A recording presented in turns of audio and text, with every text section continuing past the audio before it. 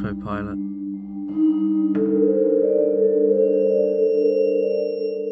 Have you ever forgotten your phone? When did you realise you'd forgotten it?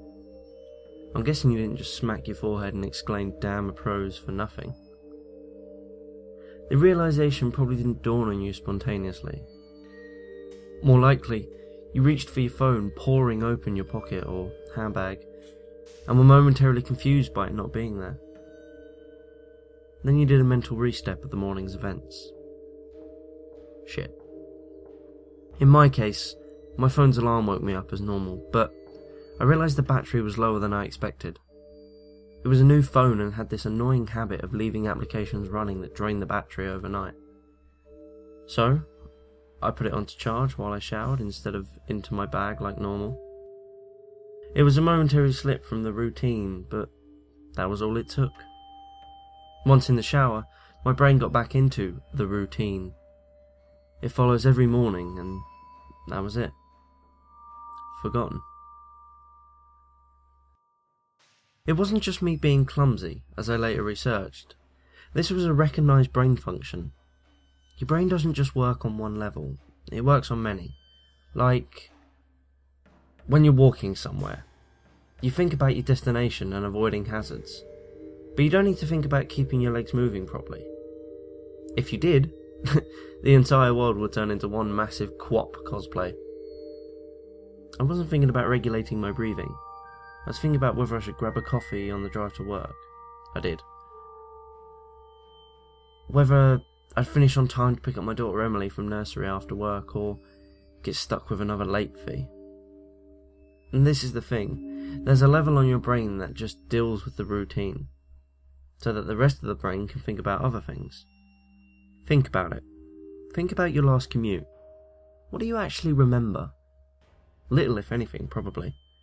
Most common journeys blur into one, and recalling any one in particular is scientifically proven to be difficult. Do something often enough and it becomes routine. Keep doing it, and it stops being processed by the thinking bit of your brain and gets regulated into a part of the brain that is dedicated to dealing with routine. Your brain keeps doing it without you thinking about it. Soon, you think about your route to work as much as you do about keeping your legs moving or when you walk. As in, not at all. Most people call it autopilot. But there's danger there. If you have a break in your routine, your ability to remember and account for the break is only as good as your ability to stop your brain from going into routine mode. My ability to remember my phone being on the counter is only as reliable as my ability to stop my brain entering morning routine mode, which would dictate that my phone is actually in my bag. But I didn't stop my brain entering routine mode. I got into the shower as normal. Routine started. Exception forgotten. Autopilot engaged. My brain was back in the routine. I showered, I shaved, the radio forecast was amazing weather. I gave Emily her breakfast and loaded her into the car. She was so adorable that morning. She complained about the bad sun in the morning, blinding her, saying it stopped her having a little sleep on the way into the nursery, and left. That was the routine. It didn't matter that my phone was on the counter, charging silently. My brain was in the routine, and in the routine my phone was in my bag. This is why I forgot my phone. Not clumsiness, not negligence, nothing more than my brain entering routine mode and overwriting the exception. Autopilot engaged. I left for work. It's a sweltering hot day already. The bad sun had been burning since before my traitorously absent phone woke me. The steering wheel was burning hot to touch when I sat down. I think I heard Emily shift over behind my driver's seat to get out of the glare, but I got to work, submitted the report, attended the morning meeting. It's not until I took a quick look into the coffee break and reached for my phone that the illusion shattered. I did a mental re-step. I remembered the dying battery. I remembered putting it on to charge. I remembered leaving it there. My phone was on the counter. Autopilot disengaged. Again, therein lies the danger.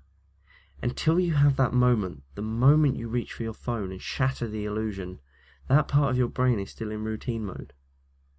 It has no reason to question the facts of the routine. That's why it's a routine. Iteration of repetition. It's not as if anyone could say, "Why don't you remember your phone?" Didn't it occur to you? How could you forget? You must be negligent. This is to miss the point. My brain was telling me the routine was completed as normal, despite the fact that it wasn't. It wasn't that I forgot my phone. According to my brain, according to my routine, my phone was in my bag. Why would I think to question it? Why would I check? Why would I suddenly remember out of nowhere that my phone was on the counter? My brain was wired into the routine, and the routine was that my phone was in my bag. The day continued to bake. The morning haze gave way to the relentless fever heat of the afternoon. Tarmac bubbled. Direct beams of heat threatened to crack the pavement. People swapped coffees for iced smoothies, jackets discarded, sleeves rolled up, ties loosened, brows mopped. The park slowly filled with sunbathers and barbecues. Window frames threatened to warp. The thermometer continued to swell. Thank fuck the offices were air-conditioned. But, as ever, the furnace of the day gave way to a cooler evening. Another day, another dollar. Still cursing myself for forgetting my phone, I drove home. The day's heat had baked inside the car, releasing a horrible smell from everywhere. When I arrived on the driveway, the stones crunching comfortingly under my tyres, my wife greeted me, with only one look in her eye. "Where's Emily?" Fuck. As if the phone wasn't bad enough, after everything, I'd left Emily at the fucking nursery after all. I immediately sped back to the nursery, and I got to the door and started practicing my excuses, wondering vainly if I could charm my way out of a late fee. I saw a piece of paper stuck to the door. "Due to vandalism overnight, please use side door. Today only." Overnight? What? The door was fine this morning. I froze. My knees shook. Vandals. A change in the routine. My phone was on the counter. I hadn't been here this morning. My phone was on the counter. I'd driven past because I was drinking my coffee. I'd not dropped off Emily. My phone was on the counter. She'd moved her seat. I hadn't seen her in the mirror. My phone was on the counter. She'd fallen asleep out of the bad sun. She didn't speak when I drove past her nursery. My phone was on the counter. She changed my routine. My phone was on the counter. She changed the routine and I'd forgotten to drop her off. My phone was on the counter. 9 hours. That car. That baking sun. No air. No water. No power. No help. That heat. A steering wheel too hot to touch. That smell. I walked to the car door. Numb. Shock.